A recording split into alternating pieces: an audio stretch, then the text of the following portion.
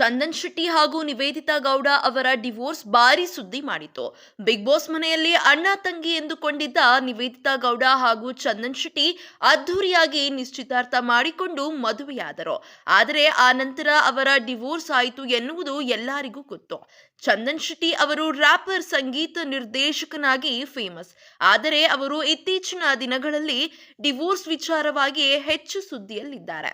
ಇದೀಗ ಮಾಧ್ಯಮವೊಂದರ ಸಂದರ್ಶನವೊಂದರಲ್ಲಿ ಡಿವೋರ್ಸ್ ಬಗ್ಗೆ ಮಾತನಾಡಿದ್ದಾರೆ. ನಾನು ಯಾರನ್ನು ಸ್ಟಾಪ್ ಮಾಡಲ್ಲ, ಡಿವೋರ್ಸ್ ಆದ ಮೇಲೂ ನಾವು ಮಾತಾಡ್ತಿದ್ದೀವಿ. ನನ್ನ ಜೀವನದ ಈ ಹಂತದಲ್ಲಿ ಅವಶ್ಯಕತೆ ಇರಲಿಲ್ಲ. ಆಕೆ ಇನ್ನು ಚಿಕ್ಕವಳು. ನಾನು ಅವಳಿಗೆ ಡೇ 1 ಇಂದ ಸಪೋರ್ಟ್ ಮಾಡಿಕೊಂಡು ಬಂದೆ. ಡಿವೋರ್ಸ್ ಬಳಿಕವೂ ನಾವಿಬ್ಬರು ಮೊದಲೇ ಒಪ್ಪಿಕೊಂಡಿದ್ದ ಕಮಿಟ್ಮೆಂಟ್ನಂತೆ ಸಿನಿಮಾ ಶೂಟಿಂಗ್ನಲ್ಲಿ ನಟ ನಟಿಯಾಗಿ ನಟಿಸಿದ್ದೇವೆ. ಯಾವಾಗ ನಮ್ಮಿಬ್ಬರ ಕಷ್ಟಪಟ್ಟು ಹೊಂದಾಣಿಕೆ ಮಾಡಬೇಕಾದ ಅನಿವಾರ್ಯತೆ ಉಂಟಾಯಿತೋ ಆಗಲೇ ನಾವಿಬ್ಬರು ಎಚ್ಚೆತ್ತುಕೊಂಡಿದ್ದೆವು. ಜೀವನದಲ್ಲಿ ಮದುವೆ, ಸಂಸಾರ ಎಲ್ಲವೂ ಒಂದೊಂದು ಹಂತ, ಘಟನೆಗಳು. ಆದರೆ ಅದೇ ಜೀವನವಲ್ಲ. ಬೇರೆಯವರ ಅಭಿಪ್ರಾಯ ನಮಗಾಗಲಿ ಅಥವಾ ನಮ್ಮಿಬ್ಬರ ಅಭಿಪ್ರಾಯವಾಗಲಿ ಒಪ್ಪಿಗೆ ಆಗಲೇಬೇಕು ಎಂದೇನಿಲ್ಲ. ಇನ್ನು ನಮ್ಮ ಅಮ್ಮ ಕೂಡ ಈ ಬಗ್ಗೆ ಬೇಸರ ಹೊರಹಾಕ್ತಾರೆ. ನಮ್ಮಿಬ್ಬರ ಲೈಫ್ ಸ್ಟೈಲ್ ತುಂಬಾ ಭಿನ್ನವಾಗಿತ್ತು.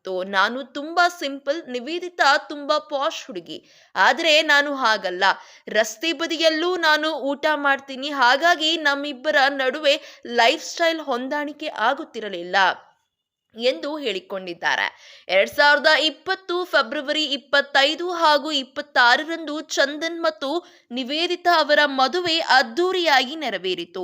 2024ರಲ್ಲಿ ಈ ಜೋಡಿ ಪರಸ್ಪರ ಸಮ್ಮತಿಯಿಂದ ಬೇರ್ಪಟ್ಟರು. ಈ ಮೂಲಕ ಅವರು 4 ವರ್ಷಗಳ ದಾಂಪತ್ಯ ಜೀವನಕ್ಕೆ ಸ್ಟಾಪ್ ಬಿತ್ತು. ಡಿವೋರ್ಸ್ ಆದ ನಂತರ ಇಬ್ಬರು ಕೂಡ ಮುದ್ದು ರಾಕ್ಷಸಿ ಎಂಬ ಸಿನಿಮಾ ಮಾಡಿದ್ದಾರೆ. ಈ ಸಿನಿಮಾದಲ್ಲಿ ನಟಿಸುವಾಗ ಅವರಿಬ್ಬರು ಮತ್ತೆ ಒಟ್ಟಿಗೆ ಕೆಲಸ ಮಾಡ್ತಿದ್ದಾರೆ. ಸಿನಿಮಾದ ಶೂಟಿಂಗ್ ದೃಶ್ಯವೊಂದು ವೈರಲ್ ಆಗಿತ್ತು. ಇದರಲ್ಲಿ ಇಬ್ಬರು ಕೂಡ ಭಾವುಕರಾಗಿದ್ದು ಕಂಡು ಬಂದಿತ್ತು. ಈ ಚಾನೆಲ್ನಲ್ಲಿ ನೀವು ಸಿನಿಮಾ ಸುದ್ದಿಗಳು, ಸಿನಿ ಅಪ್ಡೇಟ್ಸ್, ನವೀಕರಣಗಳು, film reveals, OTT updates, TV ಕಾರ್ಯಕ್ರಮಗಳು, ರಿಯಾಲಿಟಿ ಶೋಗಳು, ವೆಬ್ ಸ್ಟೋರೀಸ್ ಕಾಣಬಹುದು.